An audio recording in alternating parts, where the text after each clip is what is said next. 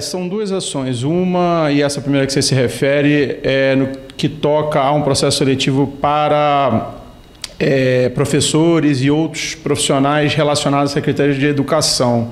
O que ocorre? O Ministério Público foi provocado por munícipes, enfim, pessoas que estavam participando do certame e nos indicaram, inclusive com elementos probatórios, elementos documentais, de que a forma de seleção era uma forma que violava, sobretudo, a impessoalidade. Enfim, o meio de recrutamento contava não só com a análise de títulos, mas também com a prova de redação. Meios esses, tanto a prova de título quanto a prova de redação, sem observância de mecanismos claros para, no momento seguinte, o próprio concorrente à vaga, o candidato à vaga, ter com clareza e transparência a possibilidade de fazer o controle do ato administrativo. Então, por exemplo, a prova de redação não estabelecia-se no edital quais seriam os critérios de pontuação. A prova de títulos tinha os critérios quanto que valia, mas no momento da publicação da relação dos aprovados não tinha a pontuação de ninguém, de modo que eles sequer tiveram possibilidades concretas de utilizar o meio recursal previsto no próprio edital e em razão disso, o edital, a meu ver, não tem qualquer parâmetro de validade, porque não privilegia esses tipos de controle que deve ser feito pelos próprios candidatos e pela própria sociedade. O trâmite nesse processo em si é um trâmite, uma vez o Poder Judiciário acatando os argumentos do Ministério Público e identificando, como o Ministério Público assim o fez, uma ilegalidade, declarar nulo aquele ato e forçar, obviamente, através dos seus mecanismos coercitivos previstos em lei, que o município ele se adeque a maior objetividade ao edital, empregue maior objetividade ao edital, a fim de que nós, sociedade, eu falo em termos de sociedade, não mais uma vez convivamos com alegações de que o próprio instrumento é um instrumento tendencioso, aí eu me refiro ao edital, de modo que dá muito poder a quem está selecionando os servidores, e aí eu quero até ressaltar isso, algo que deve ser encarado pela sociedade como extraordinário. O meio de acesso ao serviço público é o concurso público.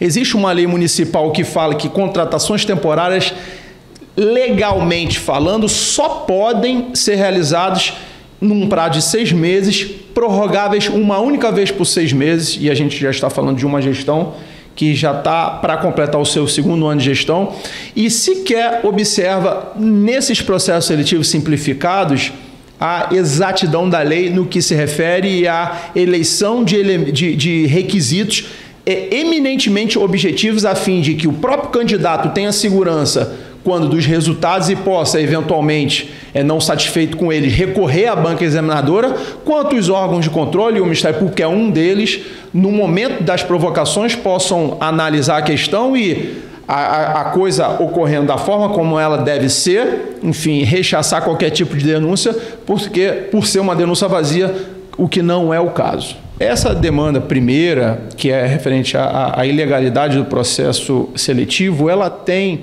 e não deixa de ter, porque trata de servidor público, alguma conexão com essa demanda que foi ajuizada hoje relacionada a, enfim, ação de improbidade com obrigação de fazer do município. Desde o início da gestão do Dr. Dimas, e assim sempre foi desde que eu estou aqui, eu primo por um diálogo com o gestor, não abro mão disso, inclusive procuro exaurir os canais de comunicação e as possibilidades de uma construção consensual prevalecer. E o próprio prefeito sabe disso, e todas as pessoas que ao longo desses anos têm a possibilidade de fazer uma interlocução com o Ministério Público, pelo menos na minha pessoa, nós temos e contamos aqui município de Tapajé, com a doutora Valesca, que também faz um trabalho de valor, um trabalho distinto aqui, mas falando da minha pessoa, em vários momentos nós nos relacionamos institucionalmente com gestores, e o doutor Dilmas é mais um, em várias reuniões, sejam elas informais ou reuniões formalizadas nesses autos. Nós tentamos sensibilizar o prefeito da imperatividade de se deflagrar um concurso público. O ouvinte e o telespectador ele tem que ter a exata noção de que o município ele tem mais de 1.000, e eu vou arredondar para baixo, mais de 1.000 cargos vagos. Eu não tenho esses números aqui, mas tem na ação. E hoje são mais de 500 cargos, mais de 1.000 cargos criados, 1.196 cargos, e aí esses números são exatos, de servidores efetivos, e 482 cargos preenchidos por contratados temporários, baseado numa folha de pagamento de abril. Então, isso, considerando o número de efetivos e o número de contratados temporários, dá em média 40%, é um pouco mais de 40% de trabalhadores temporários. A Constituição ela é clara, o meio de acesso ao serviço público é o concurso público, artigo 37, inciso 2 da Constituição. A Constituição também, ela prevê o contrato por prazo determinado para suprir situações de temporariedade e excepcionalidade, no inciso 9. E a nossa lei, porque nós somos uma federação e o município, dentro de uma organização federativa, de um princípio federativo, União, Estado e municípios, tem autonomia para legislar baseado no interesse local. Interesse local, no caso específico, diz respeito ao quê? A gestão da máquina da administração pública municipal, o que pressupõe recursos humanos. E o município editou uma lei municipal, e eu não tenho o número dela, mas está na ação, não decorei o número, mas está na ação, depois vocês podem, no momento de noticiar, fazer menção a ela, em que, quero ressaltar, destacar novamente, e fazer até um parêntese, foi editada quando o prefeito, na ocasião, era um vereador e participava da formalização e criação das leis. Essa lei fala que, por reconhecer que essas situações são temporárias e que merecem um remédio temporário, mas sempre temporária como requisito temporal, sendo redundante, transitório, reconhece que ao Executivo Municipal pode ser conferida a possibilidade de contratar por 6 meses, prorrogáveis por no máximo 6 meses. Isso está no artigo 9º dessa lei que eu me refiro. Isso foi falado ao prefeito que em um momento, e obviamente não poderia dessa forma ocorrer, negou conhecimento da lei, ele sabia dessa lei. A gente, de uma certa forma, não compreende o porquê da não implementação da lei no seguinte sentido: não cabe mais contratação temporária, já se extrapolou contratação temporária. O Ministério Público já teve toda a paciência possível em relação a isso. O Ministério Público está agindo 1 ano e meio depois, vamos colocar assim, 1 ano e 9 meses depois, a gente está no dia 4/9. Faltam 3 meses para encerrar esse ano e nada foi feito em termos de ações concretas para a realização do concurso público. O Ministério Público não pode transacionar com a lei e já há um indicativo nesse sentido, na medida em que nós, acreditando que o prefeito iria deflagrar um concurso, nós deixamos para fazer essa ação somente agora, mas essa ação está sendo tomada, essa medida está sendo tomada agora, porque o Ministério Público, de outra banda, investiu incessantemente num canal de comunicação a fim de construir uma solução consensual. A gente sabe que tem todo um aspecto político que acaba envolvendo a questão. Eu não quero, já, em nenhum momento, dar essa conotação à nossa tomada de conduta, e eu quero frisar isso aqui. O Ministério Público é um órgão que integra o sistema de justiça. E a minha postura é uma postura sempre pautando-se em todos os princípios a maior reserva possível. Óbvio que, em algumas medidas, nós temos que dar conhecimento ao povo. Nós recebemos muitas pessoas aqui na promotoria que são atingidas por processos seletivos que se multiplicam em várias secretarias e se sentem prejudicadas, que nos questionam o que é que vai ser feito, porque o prefeito sabe que tem que fazer o concurso público. A contratação temporária é uma contratação precária, não dá a estabilidade que o servidor público concursado tem, né? E as pessoas questionam quando que o município vai ter um concurso público, o que o Ministério Público vai fazer, sabedor que a prefeitura está contratando em patamares altíssimos. Então, quer dizer, chegou um momento, senhores e senhoras ouvintes, telespectadores, que ou o Ministério Público ele tomava uma atitude para encaminhar ao foro competente, ao Poder Judiciário, a questão, porque se chegou à conclusão de que nós aqui não conseguimos resolver, como por exemplo através de um TAC, não foi possível assinar um TAC com o prefeito, gestor maior, se de maneira concreta, com prazos estabelecidos, com as demandas necessárias, estabelecendo prazos para a realização do concurso, de modo que a gente pudesse publicizar e dar essa satisfação, prestar essas contas ao usuário do serviço público, ao munícipe de Tapajé, de que vai ter um concurso público, que o Ministério Público, que é uma instituição que as pessoas confiam, reputam credibilidade e está à frente e ladeando com a própria administração no sentido de fazer a coisa da forma ordeira, respeitando o ordenamento jurídico, mas da melhor maneira possível, transparente. Uma vez que esse canal de comunicação ele se tornou inócuo, nós não temos outro caminho a não ser provocar o Poder Judiciário para tanto. E a questão da improbidade administrativa, obviamente, há o malferimento do princípio da legalidade, um princípio da impessoalidade, porque na medida em que coloca em segundo plano a forma de acesso ao serviço público com um prejuízo inestimável à impessoalidade, à própria eficiência, a fim de prevalecer um processo de seleção ilegal, porque é ilegal porque não tem respaldo na lei, cumpre a gente, por violação da lei, tomar as medidas também na seara de responsabilização administrativa.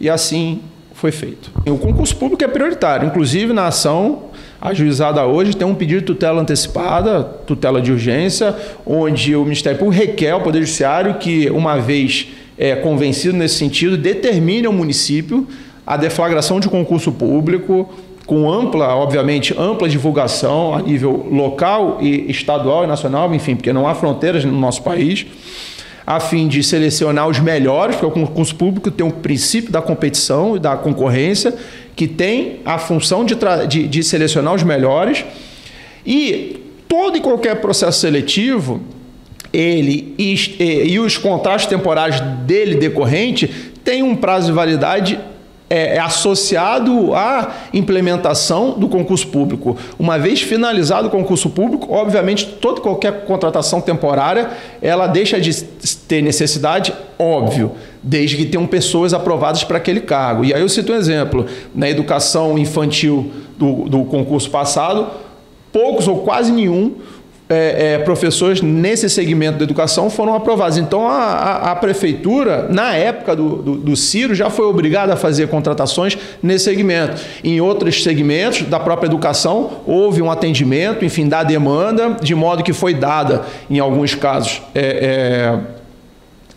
chamadas, convocados esses aprovados. Em outros casos, a própria administração pública, na época do Ciro, do ex-prefeito Ciro, insistiu na contratação temporária. Na época, eu estava chegando na comarca em atuação conjunta com o Dr. Wander, que há muito tempo foi titular aqui, que na época respondia, ajuizamos, depois de também exaurir a comunicação com a prefeitura e, enfim, e todo o seu corpo jurídico, corpo técnico, enfim, ajuizamos ações com a mesma causa de pedir em relação a essa ação contra o doutor Dimas. A única diferença, e a meu ver, até mais gravosa, na época do Ciro, é que ele contratava pessoas temporariamente com pessoas aprovadas de concurso público sendo preteridas. Nesse caso do doutor Dimas, não tem. Qual é a falha do doutor Dimas? Falha gravíssima. É que ele, conhecedor da lei que dá sustentação jurídica à contratação temporária, mas que coloca ela num prazo, num limite temporal de 1 ano, ele extrapolou em muito essa limitação temporal. Estamos indo para 2 anos e renova-se nas mais variadas secretarias, porque o serviço público não pode parar. Existe o princípio da continuidade do serviço público. Ele tem que botar gente para trabalhar, só que ele está estabelecendo os meios ilegais para cumprir esse desiderato. Ele está estabelecendo um meio que não tem apoio legal. Ninguém sabe por quê. Isso aí cumpre a ele justificar por que não deflagrou, justificar formalmente, porque o Ministério Público sequer sabe as razões exatas do porquê. Fala assim, dificuldades orçamentárias, a gente reconhece o contexto econômico, mas não justifica você relegar um meio. Quero ressaltar novamente aqui, um meio constitucional de recrutamento de pessoas por uma dificuldade econômica, na medida em que você contrata e tem impacto financeiro também para fazê-lo. Então, assim, não há uma coerência nos discursos. A meu ver, adota-se um meio inadequado e descumpre-se a Constituição e a própria lei. Olha, em relação à defesa, eu não vou, obviamente, me arvorar aqui em quais são os elementos, quais são as teses que vão ser sustentadas. Obviamente, haverá uma defesa, enfim, e o prefeito, no momento oportuno, vai esclarecer. O que deve ficar claro aqui, e o que eu quero esclarecer, é que a nossa atuação é uma atuação institucional. Eu não tenho nada contra o prefeito, nada. Não tenho nada contra qualquer pessoa que, eventualmente, a gente tenha atuado no exercício da nossa função. Nesse caso específico do processo seletivo para a educação, a educação é um segmento ao qual nós aqui, a todo momento, estamos acompanhando de perto, tem várias dificuldades, é uma seara muito árida para se trabalhar, a questão do transporte escolar, a questão propriamente do processo seletivo, pagamento de servidor, tudo vem cair aqui no Ministério Público. Então, quer dizer, a gente sabe que é uma pasta com, se não a maior significado para o próprio município e para o próprio Estado brasileiro em si, junto com a pasta de saúde. Todavia, essas questões relacionadas ao processo seletivo foi o que eu falei e repito. O período semestre letivo ele vai continuar. O nosso pedido é que, uma vez declarado inválido o meio de seleção, a forma prevista no edital, que o município seja obrigado a fazer um novo edital e uma nova seleção. Até a conclusão dessa nova seleção, as pessoas que lá estão trabalhando e que, obviamente, uma vez declarado nulo esse edital, vão concorrer de novo ao processo seletivo novo e de acordo com a lei, eles vão ficar trabalhando. Depois que concluir esse processo seletivo, uma vez acolhida a pretensão do Ministério Público, aí sim essas pessoas vão sair. E se não se gabaritaram e foram aprovados nesse processo que nós postulamos, que deve ser um processo a se realizar, enfim, não vão voltar a seus postos de trabalho. O Ministério Público ele trabalha com denúncias no papel. Boataria, eu não vou sair daqui, eu não vou atrás de problema. Eu sei que tem muito problema em Itapajé, como tem muito problema em Irauçuba, como tem muito problema em São Gonçalo do Amarante, que é uma comarca que eu estou respondendo agora, auxiliando um colega lá que está assoberbado.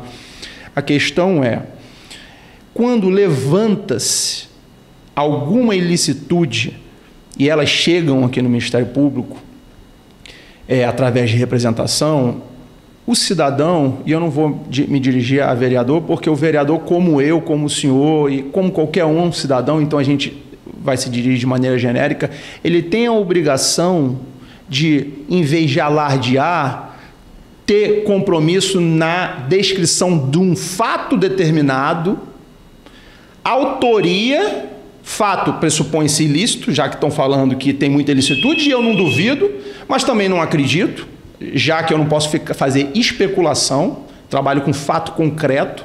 O certo é, e eu acho que é um momento oportuno para a gente deixar as coisas claras, um cidadão, ele tem a obrigação, se ele quer intervir na comunidade de maneira a ajudar ao avanço, de ser claro nas suas exposições, falando-se em alguma ilicitude, descrever essa ilicitude, apontar possíveis envolvidos e até como a lei, a nossa lei orgânica nacional, a nossa lei complementar 72 impõe, trazer ao Ministério Público elementos mínimos que possam auxiliar na sua convicção. Agora, chegar aqui com uma representação muitas vezes mal escrita, que pouco se entende, sem qualquer substrato fático, acontece o que muitas